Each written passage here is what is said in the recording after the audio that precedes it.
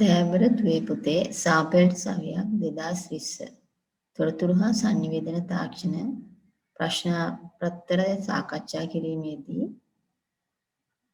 අංක 31 සිට 40 දක්වා ප්‍රශ්න අද දින සාකච්ඡා කරන්න බලමු.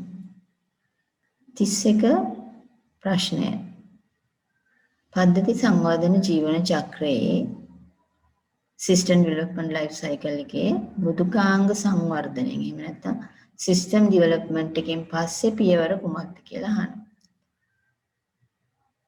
අපි දන්නවා සිස්ටම් ඩෙවලොප්මන්ට් ලයිෆ් සයිකල් එක පාවිච්චි කරන්නේ තොරතුරු පද්ධතියක්. ඉන්ෆර්මේෂන් සිස්ටම් එකක් ගොඩනගන්න. මොකද්ද තොරතුරු පද්ධතියක් කියලා කියන්නේ? දත්ත තොරතුරු වලට පත් කරන පද්ධතියකට අපි කියනවා තොරතුරු පද්ධතියක් කියලා. එතකොට මේ සඳහා භාවිතා කරන්නේ පද්ධති සංවර්ධන ජීවන චක්‍රය. මේකේ පියවර කීපයක් තියෙනවා. අවශ්‍යතා හඳුනා ගැනීම තමයි පළවෙනි පියවර identification of requirements. මේකදී අපි මොකද කරන්නේ? මේ පද්ධතියේදී පද්ධති විශ්ලේෂක විසින් පද්ධතිය පිළිබඳ විස්තරාත්මකව අධ්‍යයනය කරනවා. ඒදී අධ්‍යයනය කරන්න විවිධ ක්‍රමවේද භාවිතා කරනවා.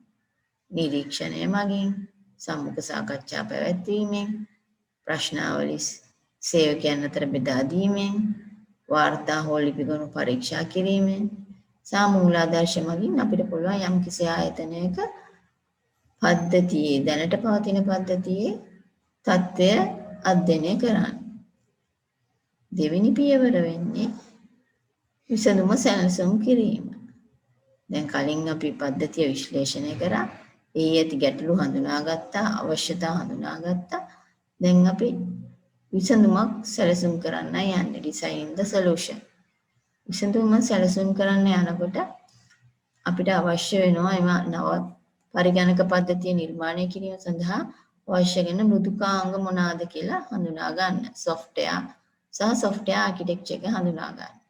ඒ වගේම නව පරිගණක පද්ධතියේ අතුරු මුහුණත් user interfaces සැලසුම් කරන්න වෙනවා. ඊට පස්සේ ඒ වගේම අපිට ඕන වෙනවා database එක සැලසුම් කරන්න. දත්ත සමුදාය පද්ධතියත් සැලසුම් කිරීමට අවශ්‍ය වෙනවා. ඒව සිදු කරන්නේ මේ විසඳුම් සැලසුම් කිරීම කියන පියවරේදී. ඒ වගේම අපි මේ පද්ධතිය සඳහා අවශ්‍ය කරන දෘඩාංග එහෙම නැත්නම් පරිගණක ජාලයක් පාවිච්චි කරනවා නම් ඒ අවශ්‍ය දේවල් ඒවත් සැලසුම් කරන්න වෙනවා. ඒ වගේම එහි ඇති උපපද්ධතිය හා ඇති සම්බන්ධතාවය ඒවා නිර්මාණය කරගන්න වෙනවා. ඒ වගේම පද්ධතිය සැලසුම් කිරීමෙන් පස්සේ අපි ඒ කේතනය කරනවා.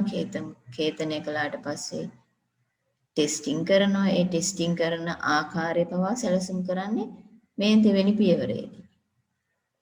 අපි බලමු එහෙනම් තුන්වෙනියම පියවර මොකක්ද කියලා. විසඳුම කේතනය කිරීම. දැන් අපි දෙවෙනි පියවරේදී විසඳුම සැලසුම් කරා. දැන් ඒක තෝරාගත්ත පරිගණක භාෂාවක් පාවිච්චි කරලා එම පරිගණක භාෂාවෙන් ලියනවා.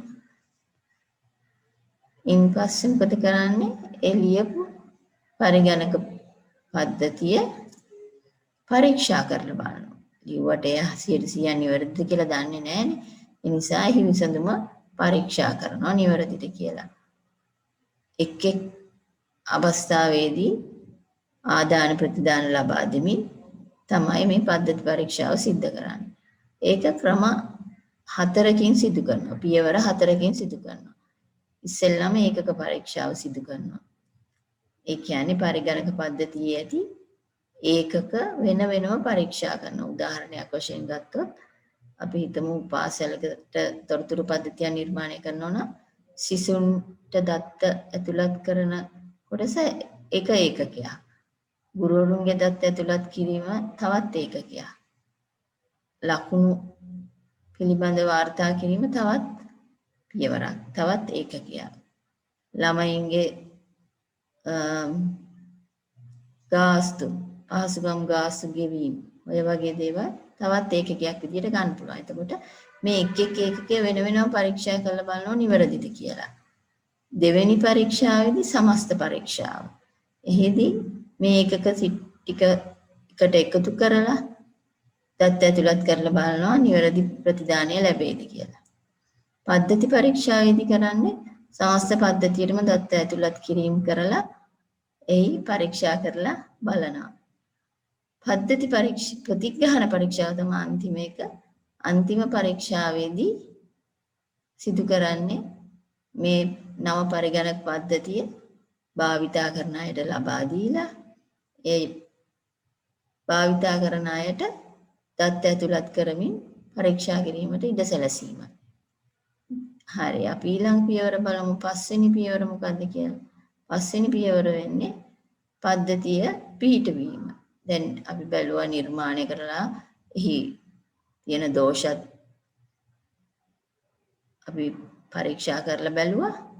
ඊට පස්සේ මේ පද්ධතිය ගිහිල්ලා පිහිටවන අදාළ ආයතනයේ. එහෙම පිහිටවනකොට අපිට පිහිටවන්න පුළුවන් ක්‍රම 4ක් තියෙනවා. ඍජු පිහිටවීම ක්‍රමයට පුළුවන්. ඒ කියන්නේ ඩිරෙක්ට් ඩිප්ලොයිමන්ට් එකෙන් කරන්න පුළුවන්. එහෙම නැත්නම් සමාන්තර පිහිටවීම පැරලල් ඩිප්ලොයිමන්ට් එකෙන් කරන්න පුළුවන්. නියමුමය පිහිටවීම පයිලට් ඩිප්ලොයිමන්ට්, අධියරමය පිහිටවීම ෆ්‍රේස් ඩිප්ලොයිමන්ට්. මේ ක්‍රම 4ෙන් කැමති විදිහකට පුළුවන් පද්ධතිය පිහිටවන්න අදාළ ආයතනයේ. ඍජු පිහිටවීමේදී සිදු වෙන්නේ කලින් කරගෙන ගිය අත්‍යුරු පරීක්ෂාව. එහෙම නැත්නම් මැනුවල් සිස්ටම් එක. හරි එහෙම නැත්නම් දැනටමත් එම ආයතනයේ පරිගණක පද්ධතියක් තියෙනවා නම් එම පද්ධතිය නවත්තනවා. නවත්තලා ඍජුවම නව පද්ධතිය ක්‍රියාත්මක කරගෙන යනවා. එය අවදානම් සහිතයි. නමුත් වියදම ටිකක් අඩුයි. පද්ධති දෙකක් එකවර යන්නේ නැති නිසා. එතකොට දෙවෙනි එක තමයි සමාන්තර පිහිටවීම. සමාන්තර පිහිටවීමේදී කලින් එම ආයතනයේ සිදු කරගෙන ගියපු පද්ධතියත් කරගෙන යනවා ටික කාලයක්. නව පද්ධතියත් කරගෙන යනවා ටික කාලයක්. එතකොට මේව පද්ධති දෙකම සමාන්තරව යම්කිසි තීරණය කළ කාලයක් තුල පවත්වාගෙන ගිහිල්ලා නව පද්ධතිය සාර්ථක නම් කලින් පද්ධතිය නවතා දමනවා. දෝෂ තියෙන නිවැරදි කරගන්නවා. ඒකට තුන්වෙනි පියවරේදී තුන්වෙනි ක්‍රමයේදී නියමුව පිහිටවීම. නියමුව පිහිටවීමේදී පද්ධතියේ ඇති ඉතා කුඩා කොටසක් අරගෙන එය පිහිටවලා බලනවා. එය සාර්ථකව කරගෙන යන්න පුළුවන්ද කියලා. ඒකට අධ්‍යයනය පිහිටවීමේදී සිදු වෙන්නේ කොටස් වශයෙන් ඒකක ක්‍රියාත්මක කරගෙන යෑම. මේ ආකාරයට මුළු පද්ධතියම පිහිටවන්න පුළුවන්. අවසාන අධ්‍යයන වෙන්නේ පද්ධති නඩත්තු. පද්ධති නඩත්තුවේදී කරන්නේ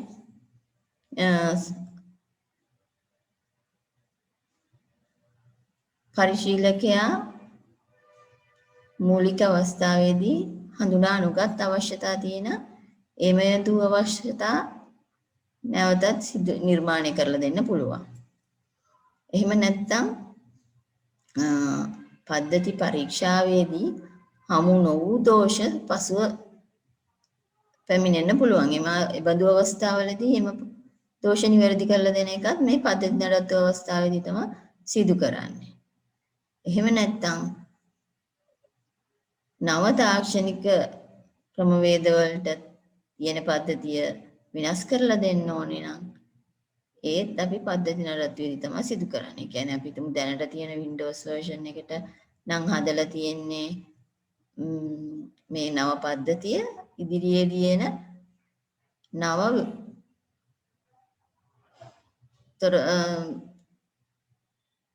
Windows version එකකට හෝ එහෙම නැත්නම් වෙනත් මෙහෙයුම් පද්ධතියකට වෙනස් කරලා දීම වගේ දේවල් පවා සිදු කරන්නේ පද්ධති නඩත්තු කිරීම කියන පියවරේදී.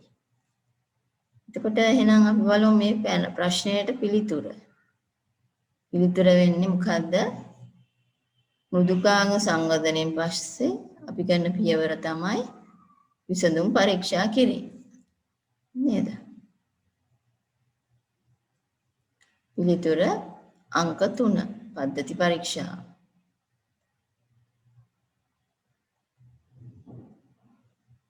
ඊළඟ ප්‍රශ්නය ප්‍රශ්නාංක 32. ප්‍රශ්නාංක 32 දී වෙබ් පිටුවකට පසුබිම් වර්ණයක් යෙදීම සඳහා භාවිතා කළ හැකි HTML කේතය කුමක්ද? අපි දන්නවා HTML ප්‍රෝග්‍රෑම් එකක් ගත්තම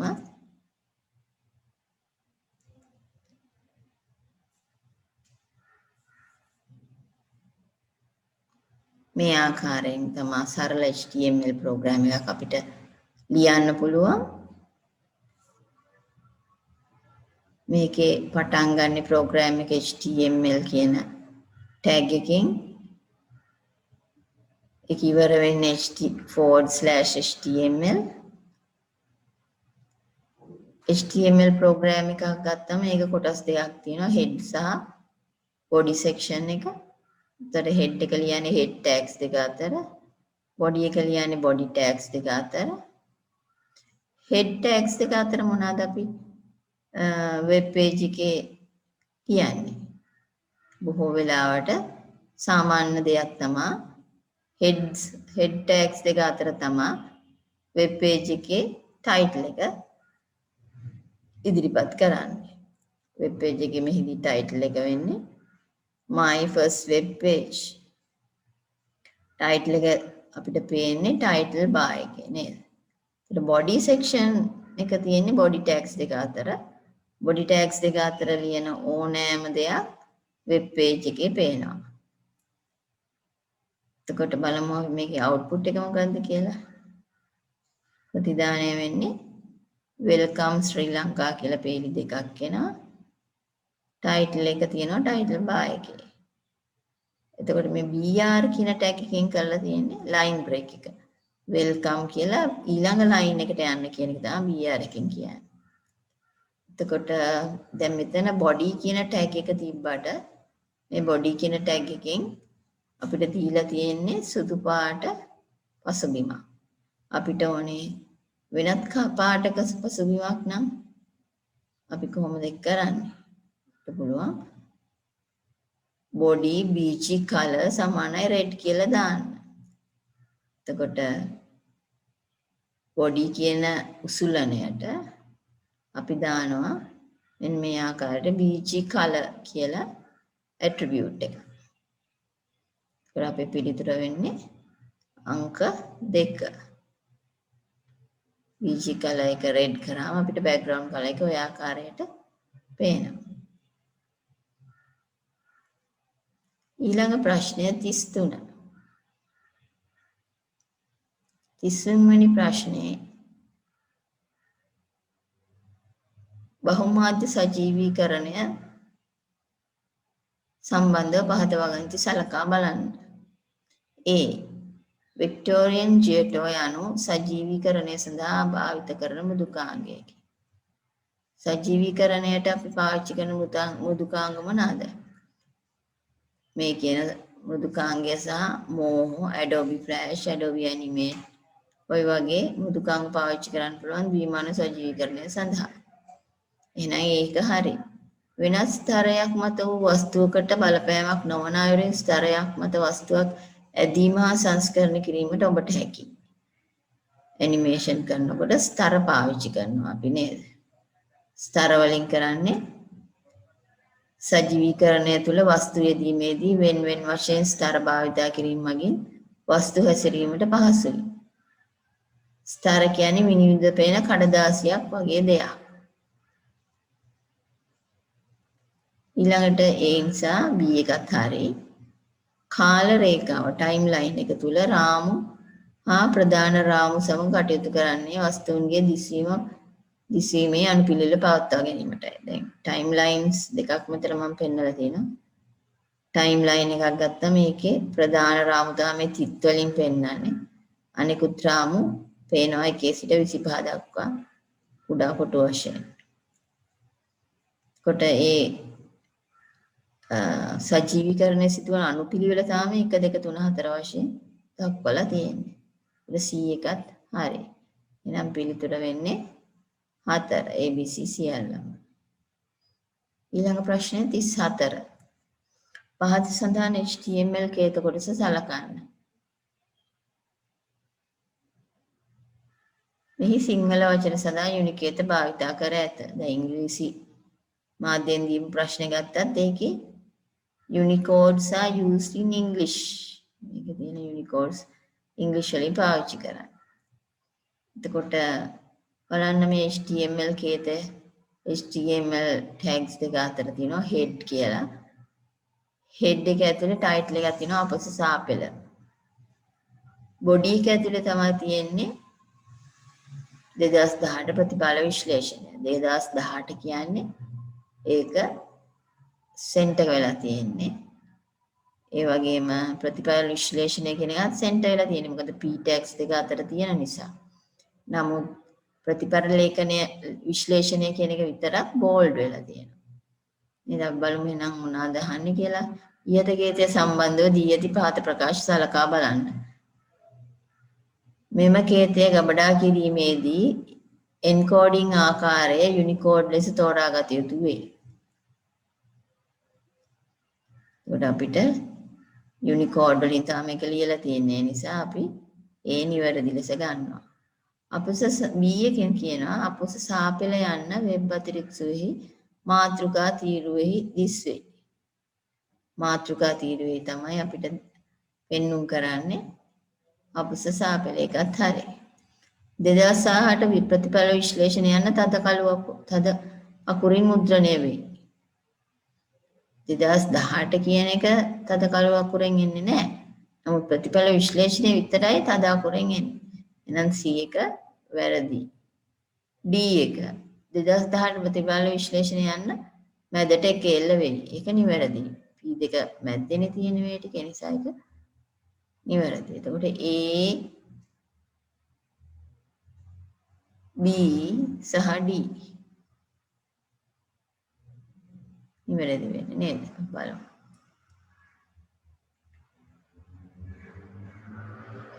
ප්‍රතිදානය වෙන්නේ 2018 ප්‍රතිඵල විශ්ලේෂණය. එතකොට මේ ටයිටල් එක තමයි මෙතන පෙන්වන්න කරලා තියෙන්නේ. පිළිතුර වෙන්නේ A B හා D. 35 වෙනි ප්‍රශ්නය. යන්ත්‍ර භාෂාවෙන් ලියන ලද ක්‍රමලේඛයක ලක්ෂණ කිහිපයක් ඔබගේ පාසල් සංග්‍රහයේ දක්නට ලැබිනි. මැෂින් ලැන්ග්වේජ් එක ගන්න ඒකේ characteristics ලියලා තියෙනවලු. සංග්‍රහවක A ක්‍රියාත්මක වීම ඉතා වේගවත් වීම. B භාෂා පරිවර්තක වැඩසටහනක් අත්‍යවශ්‍ය වීම. C බිඳුවේ සිට බිඳුව හා එක පමණක් භාවිතය. D යන්ත්‍ර මත වැපීම. ඉහත ප්‍රකාශන වලින් නිවැරදි වගන්තිය හෝ වගන්ති මොනවාද කියලා අහන්නේ. එතකොට මොනවාද යන්ත්‍ර භාෂාවේ තියෙන ලක්ෂණ? ඒක ඇත්තටම ක්‍රියාත්මක වීම වේගවත්. ඒකට හේතුව තමයි පරිවර්තක වැඩසටහනක් අවශ්‍ය නොවීම. ඒකට අවශ්‍ය වෙන්නේ නැහැ පරිවර්තක වැඩසටහන. ඒ නිසා මේ B කියන එක වැරදි. A කියන එක හරි. යන්ත්‍රය මත යැපෙනවා. හැම මැෂින් එකකින් මැෂින් එකටම වෙන වෙනම ප්‍රෝග්‍රෑම් ලියන්න ඕනේ ඉස්සර කාලේ. යන්ත්‍රය D එක හරි. බිඳුව සහ එක පමණක් භාවිතයෙන් ලියා තියෙනවා මේ වැඩසටහන. එතකොට ඒකත් හරි. එහෙනම් මොකද නිවැරදි පිළිතුර වෙන්නේ A C D. නේද? හතරවෙනි පිළිතුර.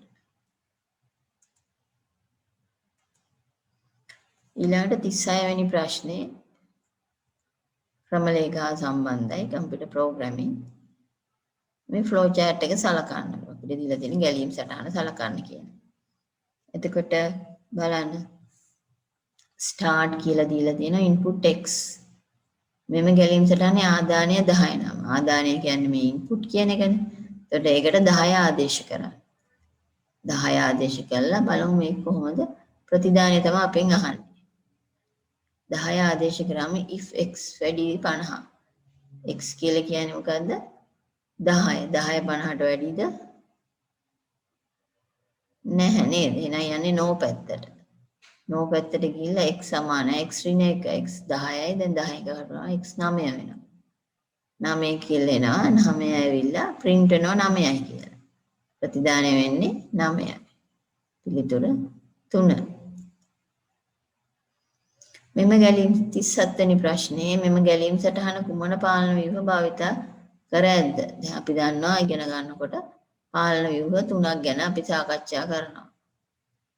Sequence, selections, repetitions. නේද? සීක්වන්ස් කියලා කියන්නේ ඇල්ගොරිතම් එකේ පිහිටි පියවර කිහිපයක් හෝ සියල්ලම ආරම්භක පියවර ඉඳලා අවසාන පියවරේ දක්වාම ඉහළ සිට පහළට ක්‍රියාත්මක වෙනවා නම් ඒක අනුක්‍රමයක්. උදාහරණයක් විදිහට මේ විදිහට හැම පියවරක්ම හරහා යන්න ඕනේ අදාළ ප්‍රතිදානය ලබා ගැනීමට. වෘත්තාරය දෙනවා වර්ගඵලය ගන්න කරනවා එහෙම වුණොත් වර්ගඵලය පෙන්වන්න පුළුවන්. ඊට පස්සේ දෙවෙනි ක්‍රමය තමයි සිලෙක්ෂන් එවත් වරණය. ඇල්ගොරිතම් එක ඇතුළත් කොන්දේසියක් තෘප්ත වීම හෝ නොවීම අනුව තමයි මේක ක්‍රියාත්මක වෙන්නේ. මෙහිදී හැම පියවරක්ම සිදුවීම අනවශ්‍යයි. කොන්දේසිය තෘප්ත කරන පියවර විතරයි ක්‍රියාත්මක වෙන්නේ. උදාහරණයක් විදිහට සංඛ්‍යාවක් ලබා ගන්නවා. සංඛ්‍යාව දෙකකින් බෙදලා ඉවරලා ශේෂය බලන ඉතිරිය. බැලුවම මේක බිඳුවද කියලා බලනවා. බිඳුව නම් ඔත්තේ සංඛ්‍යාවක්. නේද? බිඳුව නම් ඉරට්ටේ සංඛ්‍යාවක්. බිඳුවද නැහැනම් ඔත්තේ සංඛ්‍යාවක්. ඉරට්ටේ සංඛ්‍යාව නම් සංඛ්‍යාව දෙකකින් බෙදුවම ඉතුරු වෙන්න බෑ. ඒකට මේකෙදී ඉන්පුට් කරන සංඛ්‍යාව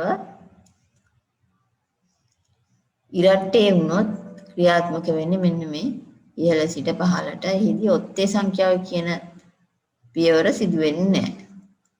තෝරාගත් පියවර ටිකක් විතරයි සිදු වෙන්නේ. අපි ඉන්පුට් කරේ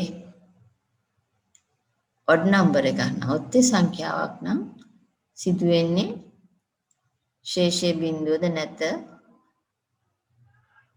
ඔත්තේ සංඛ්‍යාව කියලා අවසන් වෙනවා. ඔත්තේ සංඛ්‍යාව නම් ඉතුරු වෙන්නේ එකයිනේ. ඒතකොට ඒ අවස්ථාවේදී රටේ සංඛ්‍යාව කියන එක නිරූපණය වෙන්නේ නැහැ. ඒ නිසා දීලා තියෙන කොන්දේසිය තෘප්ත වෙන පැත්තේ තමා ප්‍රතිදාන ලෙස ලැබෙන්නේ. එහෙනම් මොකද මෙහි පිළිතුර එන්නේ? මේකේ තියෙන්නේ මේ දීලා තියෙන ගැලීම් සටහනේ තියෙන්නේ සීක්වන්ස්ද සිලෙක්ෂන්ස්ද රිපිටිෂන්ස්ද එහෙම නැත්නම් කීපයක්ද කියලා අපෙන් අහන්නේ. මෙතන තියෙනවා අනිවාර්යෙන් ඕනෑම ගැලීම් සටහනක තියෙනවා සීක්වන්ස් එක. අනුපිළිවෙල. ඉහළ සිට පහළට තමයි ක්‍රියාත්මක වෙන්නේ. ඒ නිසා ඒක අපිට ගන්න වෙනවා හැම ගැලීම් සටහනෙම A කියන එක නිවැරදි ලෙස B සිලෙක්ෂන්. මේක සිලෙක්ෂන් එකක්ද තියෙන්නේ? ඔව් නේද? මෙතනින් අහනවා 50ට වඩා වැඩිද? ඔව් කිව්වොත් එක පැත්තකට යනවා. නෑ කිව්වොත් අනිත් පැත්තට යනවා. ඒ නිසා මෙහි තියෙන්නේ තේරි වගේව සිලෙක්ෂන් එක. පුනරාවර්තනය. රිපිටිෂනයක් වෙනවද මේකේ? නෑ. හැම එකක්ම හැම පියවරක්ම පහළට ගලා ගිහින් අවසන් වෙනවා. නැවත උඩට යන ඊතල අපිට පේන්නේ නැහැ. රිපිටිෂනයක් වෙනවා නම් ඊතලය නැවතත් ඉහළට ගිහිල්ලා නැවතත් ඉහළ පියවර සිදුවිය යුතුයි. ඒ නිසා පිළිතුර වෙන්නේ A සහ B පමණයි. පුනර්කරණය ගැන අපි කිව්වා. පුනර්කරණය කියලා කියන්නේ ඇල්ගොරිතම් එක කොන්දේසි තෘප්ත වන තෙක් හෝ තෘප්තව පවතින තෙක් හෝ පියවර හෝ කීපයක් නැවත නැවත සිදුවීමයි. පුනර්කරණයේදී සිදුවෙන්නේ පියවර කීපයක් නැවත නැවත සිදුවීම. මේදී නැවත නැවත සිදුවීමක් නැහැ.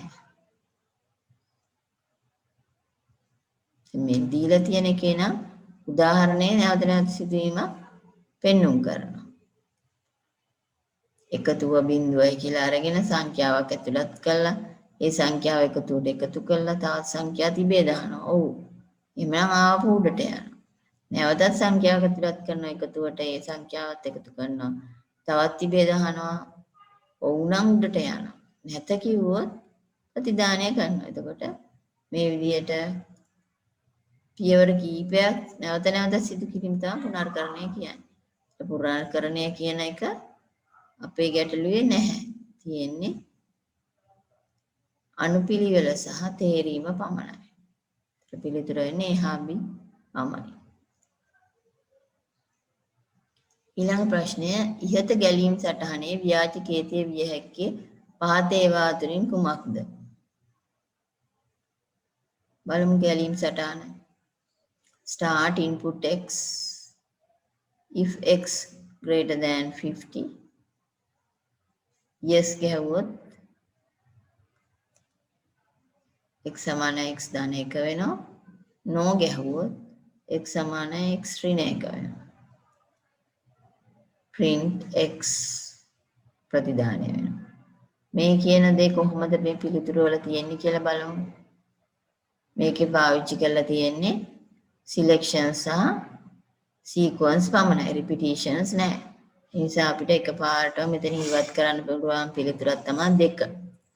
දෙක කියන පිළිතුරේ තියෙනවා while පාවිච්චි කරන්නේ repetitions ඒවත් පුනර්කරණයට. ඒ නිසා ඒ පිළිතුර ඉවත් කරන්න පුළුවන්. දැන් අනිත් පිළිතුර අපි සලකලා බලමු. පළවෙනි එක begin input x එක හරි if x වැඩි 50 ඒකත් හරි then x equals x plus 1 ඔව් ඒකත් හරි else එහෙම නැත්නම් x equals x minus 1 මෙතන තියෙන x plus 1 ඒ නිසා ඒක වැරදි ඒකත් හරි පිළිතුර නෙමෙයි නම් බලමු තුන්වෙනි පිළිතුර begin input x වැඩි 50 then x equals x plus 1 else එහෙම නැත්නම් x equals x minus 1 එක හරි nd ඊට පස්සේ print x තියෙන්නේ එළියේදී print x තියෙන්නේ අන්තිමට එහෙනම් මේක නිවැරදි පිළිතුර වගේ පේනවා තුන්වෙනි එක හතරවෙනි එක ගත්තොත් begin input x වැඩි ඒකේ තියෙන ධන ලකුණ x සමාන x ධන 1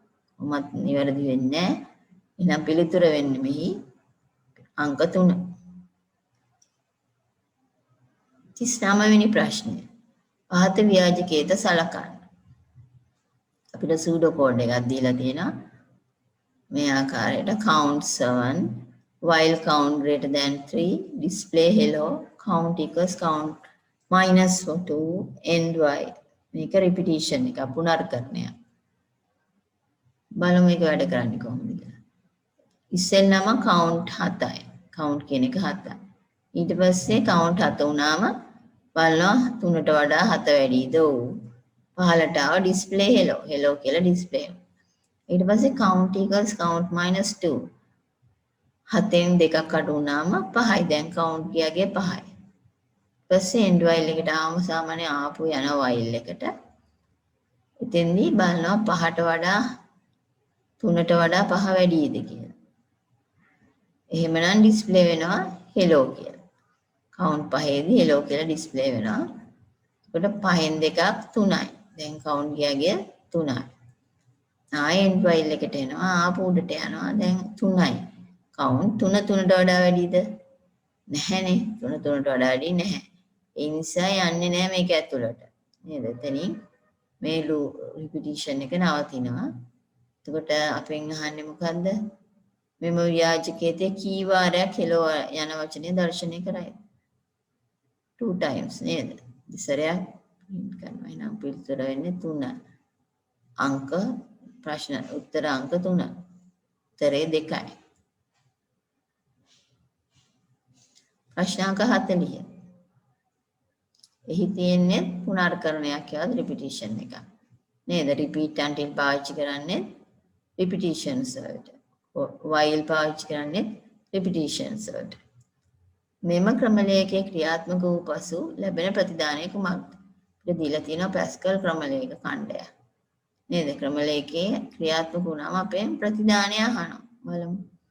variable x integer x input කරන්නේ integer value එක. x ගේ ඉස්සෙල්ලාම අගේ 1යි. බලමු. initial value මුලින්ම දෙන අගේ 1යි. ඊට පස්සේ මේ loop එක ඇතුළට ගියාම loop 1 එකට ගියාම x සමානයි එකට එකක් එකතු වුණාම x 2යි right x display වෙනවා right කියන්නේ display 2 මේ දෙක display වෙනවා ඊට පස්සේ ඇවිල්ලා බලනවා x කියන අගය දැන් 2යි 2 3ට සමානද නෑ නැත්තම් තමයි මේ repeat until loop එක නැවතත් වැඩ කරන්නේ මේක සමානද නෑ නැත්තම් repeat වෙනවා දැන් x ගේ අගය 2යි 2 1යි 3 වෙනවා දැන් අලුත් x 3යි දෙවෙනි loop එකේදී අලුත් x 3යි. right x කිව්වම ඩිස්ප්ලේ වෙනවා 3. දැන් බලනවා යටටයිලා ආයෙත් 3 x යගේ 3යි 3 3ට සමානද? ඔව්. ඔව් මේ කියන ලූප් එක true වුණොත් අපි ඒ ලූප් එකෙන් එළියට යනවා. එතනින් එහාට යන්නේ නැහැ. එතකොට අපේ පිළිතුර වෙන්නේ මොනවාද? ඩිස්ප්ලේ වුණේ 2 සහ 3. උත්තරේ තියෙන දෙවෙනි උත්තරේ. 23 වගේ පෙනුනට මේ 2 සහ 3 කියන එක තමයි දීලා තියෙන්නේ. එතකොට 2. අපි සාපේට සවියක් 20 ප්‍රශ්නාවලියේ කෙටි ප්‍රශ්න ටික සාකච්ඡා කරලා අවසන්. ඊළඟ පියවරේදී දෙවෙනි ප්‍රශ්න පත්‍රය තවත් ගුරුතුමියක් සහ ගුරුතුමෙක් විසින් ඔබට පහසුවෙන් තේරුම් කරලා දෙවි. ඔබට ස්තුතියි.